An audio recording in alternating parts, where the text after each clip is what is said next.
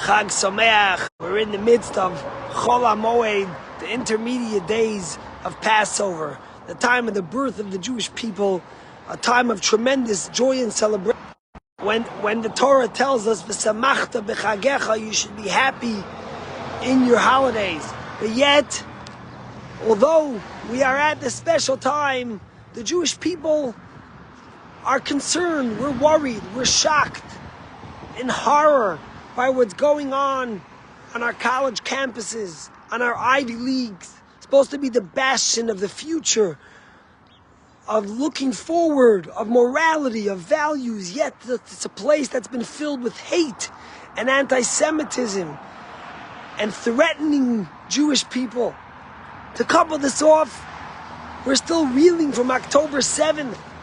October 7th, when so many Jewish people were killed, the worst day since the Holocaust. And 7 months since then, we've been fighting a battle for our people, for our nation, for the future of the Jewish people to have the right to live in their homeland. And at the same time, there's still 136 hostages who are in captivity in Gaza. We just saw the horrendous video of one of them that came out by Hamas, a propaganda video. And the question is, how could we be happy? How could we have hope? How could we have faith in such dark times? And it's by no coincidence that the Haftorah we read on Shabbat Chalamot tomorrow in synagogue is one of the most famous Haftorahs, the prophecy of Ezekiel, where God takes Ezekiel to a valley full of dry, dead bones of people. And God turns to Ezekiel and says, do you think that these bones can come to life? Is there hope for these bones to revitalize, to come to life again? And Ezekiel says to God, you're asking me. You know the answer. It's up to you.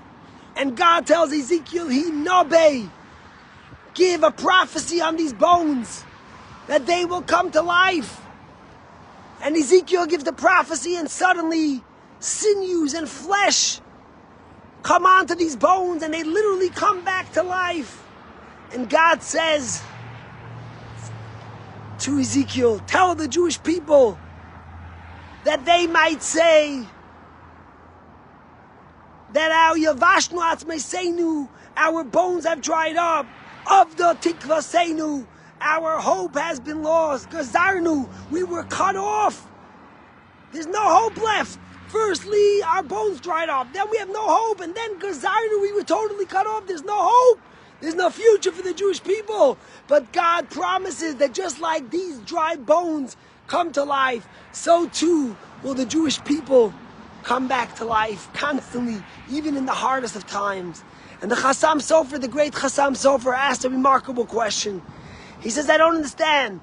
Why does God ask Ezekiel, will these dry bones come back to life? God decides that. What does he need Ezekiel for? Why doesn't God just tell him, this is what's going to happen? Why does God ask him? And why does God ask him to prophesy? Says the Chassam Sofer, because what God was telling Ezekiel was the most profound and deepest message to the Jewish people in times of challenge, and especially now. God was saying to Ezekiel, I know these bones will come back to life. I believe. But in order for it to happen, you need to believe, Ezekiel. If you don't believe in the message, if you don't have hope for these dry bones, if you don't have the faith that they will be resurrected, that they will come back to life, then it won't happen. My friends, it's 7 months since October 7th. And the biggest question as we witness what's happening, the travesties, the shock, the horror, we question to ourselves, will these dry bones come back to life?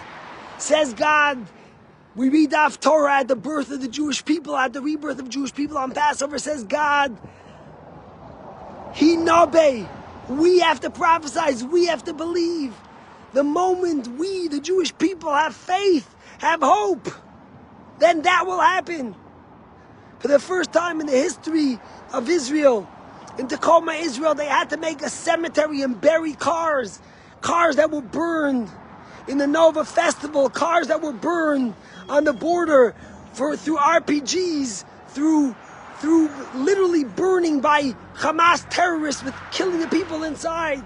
And Zaka, the famous rescue mission that makes sure and respects the bodies of dead people, had to come and check and try to bring out every part of a body that was left and bring it to burial. But they couldn't do it.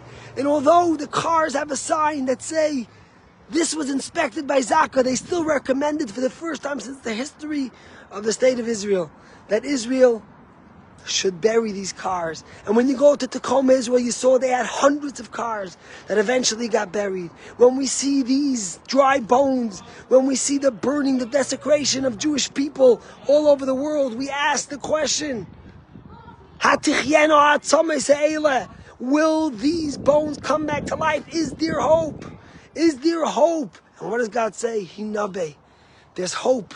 Of course there's hope. But it'll be much quicker if we believe. If we have faith in the Jewish people, if we have faith that we will come back to life, that we will be stronger, that we will come together and we will be united. And that's why we read it on Passover.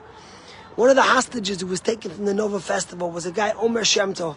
Omer Shem Tov and his two friends were kidnapped and they were taken into captivity. His two friends were released, but he is still in captivity. And his friends said that when they were taken into captivity, this is a story that was repeated by his mom to someone at a hotel this past month. And they said that when Omer was taken, he started keeping Shabbos. He didn't come from a religious family at all, but he started celebrating Shabbos. And when he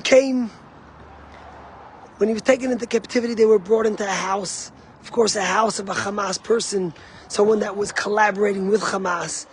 And it was at that moment that Omer, in captivity, was worried. What's going to be? Am I going to have a way to celebrate Shabbos? How am I going to make Kiddush? He was making Kiddush every Shabbos in the last year, which he took upon himself. And suddenly, one day when they gave him bread, they gave him pita, a little piece of pita with a bottle of grape juice. And he was so excited in captivity. He said, I'm going to save this bottle of grape juice to be able to make Kiddush. But then he turned to his friend and he said, what am I going to do? There's no way to celebrate Shabbos here. Every day is the same. Sunday, Monday, Tuesday, Wednesday, Thursday, Friday, Shabbat is all the same. So how will I celebrate Shabbos? He was devastated. But then they took them and they put them into a tunnel. It was dark and they couldn't see anything. And his captors gave him a lantern. And they said, this lantern's going to be for you to see to go to the bathroom. And he looked at his friends excitingly. And he said, on Shabbos, I won't use this lantern. And that's how my Shabbos will be celebrated. I'll know that it's different than the rest of the week. Here is a guy who's in captivity ready for 200 days. What was he worried about in captivity? How he's going to celebrate Shabbos? You ask the question, God says, will these bones come to life? Will the Jewish people become stronger? The answer is definitely, but we have to believe in ourselves, in each other, in our strength, in our moral conviction. And with that, we will be able to celebrate the miracle that Ezekiel tells us. My friends, have an awesome Shabbos. Join us in Shul. Celebrate. Be strong. Be stoic. Be proud. Wear your Judaism on your sleeve, because ultimately we will be victorious. Chag Sameach.